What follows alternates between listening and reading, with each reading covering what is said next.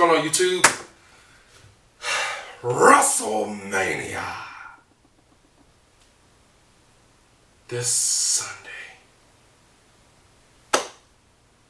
The Super Bowl for wrestling fans, young and old. And this is a special WrestleMania because we have Sting in WrestleMania this year. That's pretty sweet.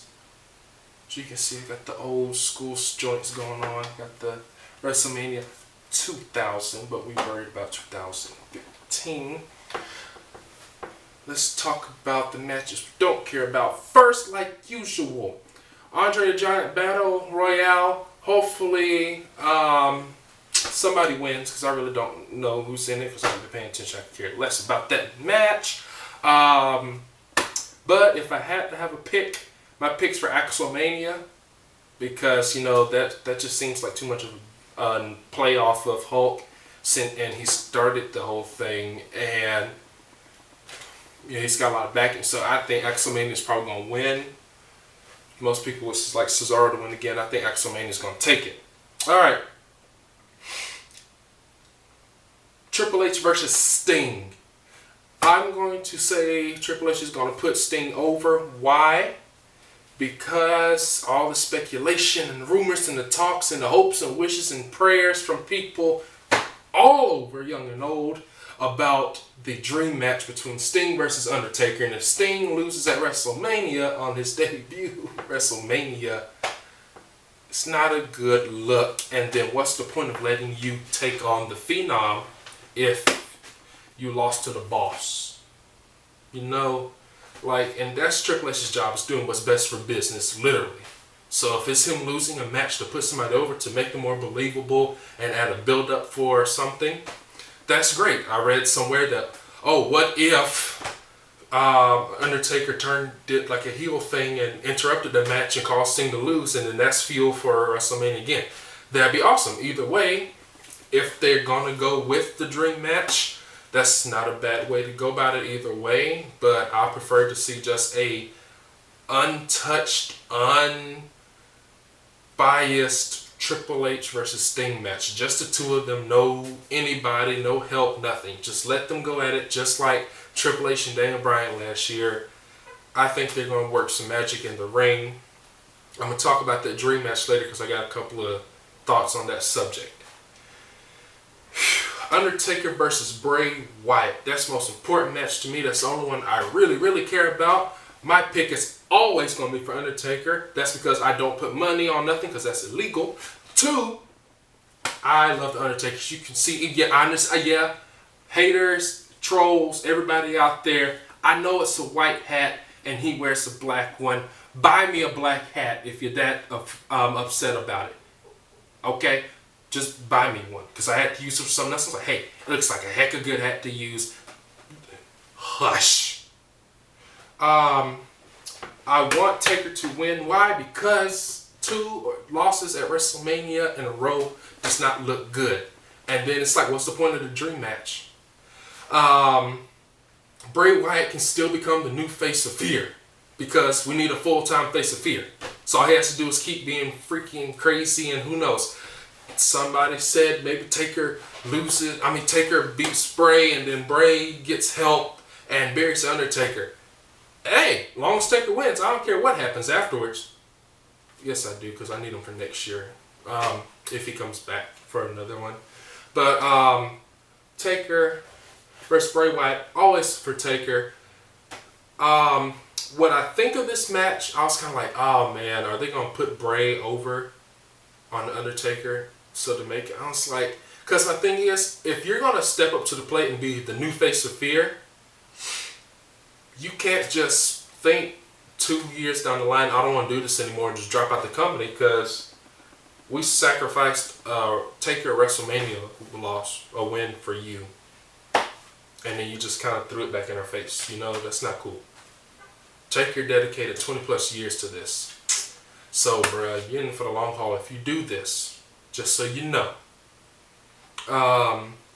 Either way, I think Bray can still be the new face of fear. He loses to Taker, but he flips out and tries to like beat Taker up or something like that, and or kidnaps the Undertaker. So I don't know. I know that sounds ridiculous because it's like, but still, when I thought of this match, I was like, it's kind of like Taker and CM Punk, where it's like, you know, he did this whole build up against Triple H, or who, I forgot the match before here. I should know this. But then, you know, it seemed like CM Punk, his match against CM Punk was a buffer match to kind of keep him in good condition for next year so he could go like all out. And so I think he's been like hitting it hard. He's been going crazy. I know y'all been seeing the pictures all over the place. Michelle McCool been posted and other stuff of him, and the dude looks a whole heck of a lot better than last year. But we don't need him getting torn up again and disappearing for a whole year. So if him and Sting could do like actual feud on TV, if they do the dream match, that'll be cool. And I still want Taker to win that match too. Taker all day.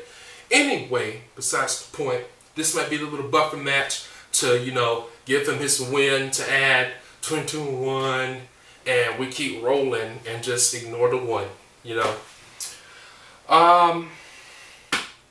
The United States Championship, mine's for John Cena, and I'm not, hold on, chill out, calm down. No, everybody's like, what? Or some young one's like, yay!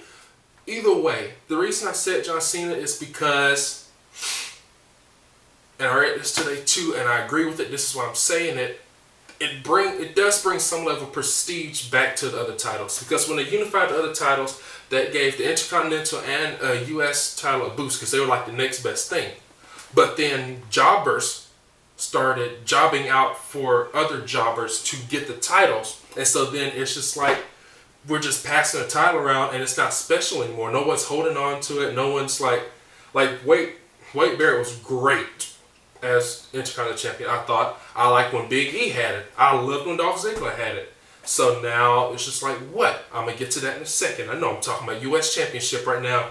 Cena for the win. Why? Because it adds more prestige. And we know Cena is someone, like him or not, he's someone that can carry a championship. So he's going to carry it either way regardless. And Rusev, you know, it'll be good for Rusev to finally have his first loss on the grandest stage of them all. Just saying. Intercontinental Championship ladder match. My top picks in this order: Daniel Bryan, Dean Ambrose, Wade Barrett,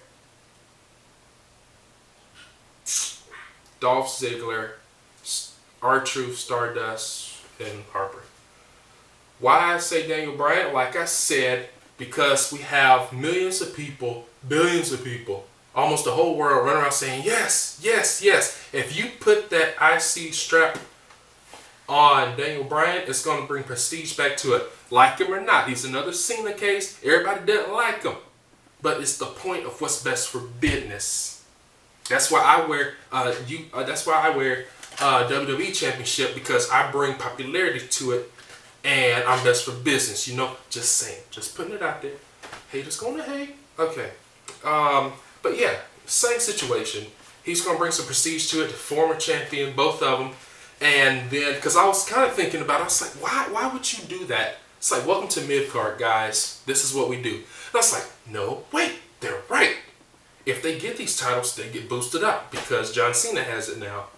He's going to sell more merchandise. They're going to sell a lot more U.S. championships. They're going to sell a lot of Intercontinental championships with Daniel Bryan wearing it. So it's a pretty good situation for them. The match everybody's going to be waiting for. Brock Lesnar versus Roman Reigns for the title.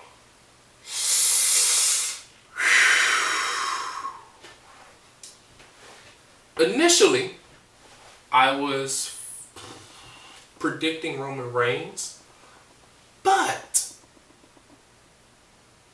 since Brock Lesnar re-signed with WWE, I'm not sure if he's going to just step out of the role of champion at WrestleMania. You know, he might lose at SummerSlam, he might wait to Hell in a Cell, he might wait to some other time, somewhere in the fall maybe, or near the end of the year. But if he just resigned, I doubt he's going to do that, because then he's done everything. So what's he going to do now if he doesn't have the title? And then he can compare to CM Punk. Yes, I know you probably read this in the report, and it all makes sense now. I prefer that. I honestly do. It gives Roman Reigns some more development time to become more hyped and believable, and keep going. And either way, whoever wins, I would love to see Seth come in and try to cash in and screw it up and lose. So the briefcase is no more. But I know it's not going to happen, because they need to keep the future of the WWE in their hand. And they're working on the face of it right now, because the face kind of struck them. So yeah, I'm torn between the two, but I'm going to go with Brock Lesnar. Because he resigned. If he didn't resign, I probably would stay. I definitely was going to say Roman Reigns, but since he resigned, I doubt he's going to be ready to let that go, because he's got to do something while he's there. He can't mid-card. He can't just be a circle of back and forth. Let him go. That's something else for him to break. Let him break the longest streak of U.S. Championship. Longest streak of WWE champion. Hey, I don't have a problem with it. Yes, I know Brock beat Undertaker, and I was pissed about it, but I said, hey, I do like him. I respect the man because he did beat the streak. So, yeah, I think Brock for that. I think, and I'm looking at this, and something's missing. I think, wasn't there supposed to be like a match between Seth Rollins and Randy Orton? If that's so, I'm putting my money on Randy Orton so they can build him up for whatever. And then that can keep that feud going, because their face of the company that turned against them beat the future. So that kind of shows some symbolism and stuff like that. I don't know. And I don't know why they didn't put on... I'm looking at the thing they sent. Anyway, the Divas match, AJ and Paige for the win. I'm sure I'm probably missing something else.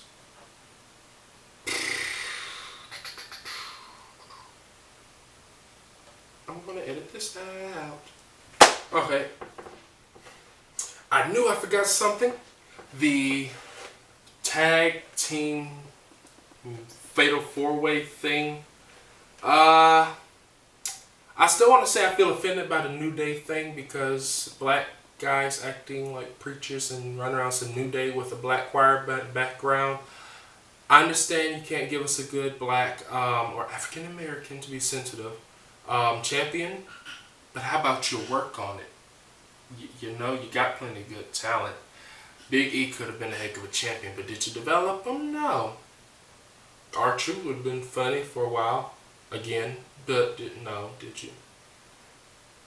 Did Titan? No, definitely not Titan. I'm wearing the championship. I would be a heck of a WWE champion. Just saying. Don't send me my contract. Care of ElPhoenix. Yeah, probably I'm gonna go for Tyson and Cesaro, because it's fresh on them. They need to defend and keep it up. So, what are your predictions? What do you think is going to happen at WrestleMania? You think any shocks or surprises or anything that we don't know about is going to happen, or any guest appearances or anything? If you know some stuff on the background, feel free and put it down in the comments down below. Don't forget to comment, like, and subscribe. ElPhoenix for ElPhoenixRising.